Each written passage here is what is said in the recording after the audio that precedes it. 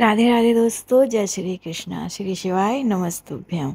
मैं सॉफ्टी सिंह आपके अपने यूट्यूब चैनल माय शिव साधना में आप सभी का हार्दिक स्वागत करती हूँ। कैसे हैं आप सब? आशा करती हूँ आप सब अच्छे होंगे, स्वस्थ होंगे। राधा रानी की कृपा आप सब पर सदा सर्वदा बनी रहे। दोस्तों, कार्तिक का पावन महीना चल रहा है और कार्तिक महीना भगवान विष्णु को अत्यधिक प्रिय है।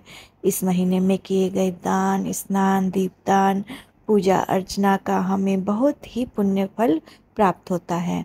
इस महीने में माता तुलसी की सेवा करना, उन्हें सींचना, दीपदान करना आदि का भी विशेष महत्व होता है।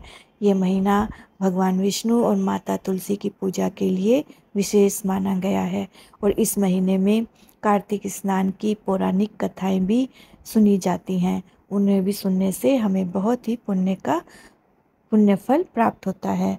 और इसी क्रम में आज मैं आपके लिए कार्तिक स्नान की एक बहुत ही सुंदर कहानी लेकर आई हूँ, जो मैं आपको सुनाने वाली हूँ। तो आप प्रेम पूर्वक सुनिए और कहानी पसंद आए तो प्लीज़ कहानी को लाइक अवश्य करिएगा।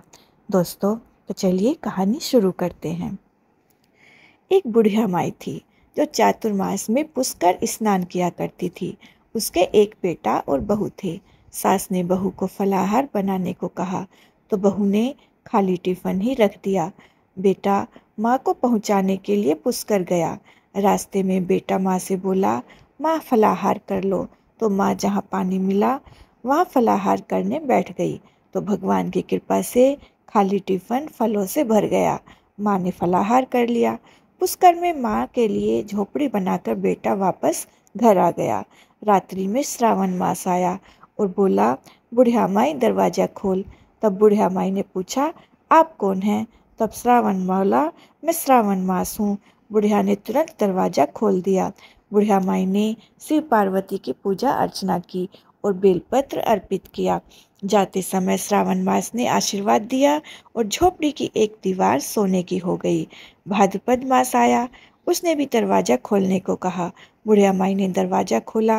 बुढ़िया माई ने सत्तू बनाकर कजरी तीज मनाई।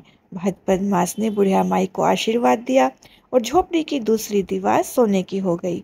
फिर आश्विन आया और उसने भी दरवाज़ा खोलने को कहा। बुढ़िया माई ने दरवाज़ा खोला, पितरों का तर्पण कर ब्राह्मण भोज कर श्राद्ध किया। नवरात्रि में माँ की अखंड ज्योत जलाकर माँ दुर्गा को प्रसन्न किया। सत्य की विजय दिवस के रूप में बुराई का अंत की खुशी में दशहरा मनाया। आश्विन मास ने जाते समय प्रसन्न होकर तीसरी दीवार भी बहुमूल्य रत्नों से जड़ित कर दी और बुढ़िया माई को सदैव प्रसन्न रहने का आशीर्वाद दिया। इन सब के बाद कार्तिक मास आया, उसने भी दरवाज़ा खोलने को कहा। बुढ़िया माई ने दरवाज़ा खोला। अति प्रसन्न मन से कार्तिक स्नान किया। दीपदान कर दिवाली, गोवर्धन पूजा, भाई दूज, गोपाष्टमी, आंवला नवमी मनाई। कार्तिक मास ने जाते समय आशीर्वाद दिया और झोपड़ी के स्थान पर महल बन गया। बुढ़िया माई गरीबों की सेवा कर भजन कीर्तन में अपना समय व्यतीत करने लगी।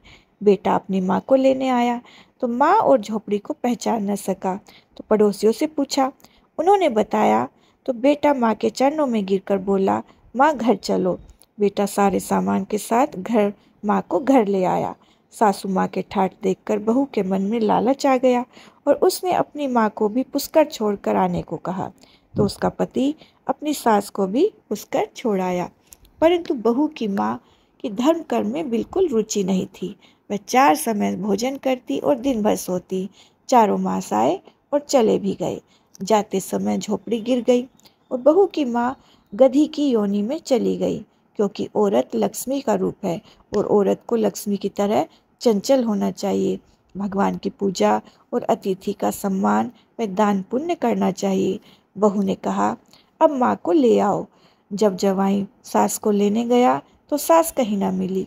लोगों से पूछने पर लोगों ने बताया कि तेरी सास धर्म कर्म कुछ न करती थी, खाती थी और सोती थी, जिससे वह गधी योनि में चली गई।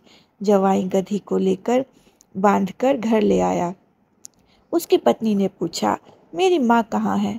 तब पति ने कहा, तेरे लालच की वजह से तेरी माँ गधी योनि में आ गई है। बड़े बड़े विद्वानों, ब्राह्मणों, ऋषि मुनियों से पूछने पर उन्होंने बताया कि तेरी सास के स्नान किए पानी से स्नान करने पर उसे मनुष्य योनि अवश्य मिलेगी। तब बहू ने ऐसा ही किया और उसकी माँ पुनः मनुष्य योनि में आ गई। हे राधा दामोदर भगवान, जैसा बुढ़िया माई को दिया वैसा सबको देना।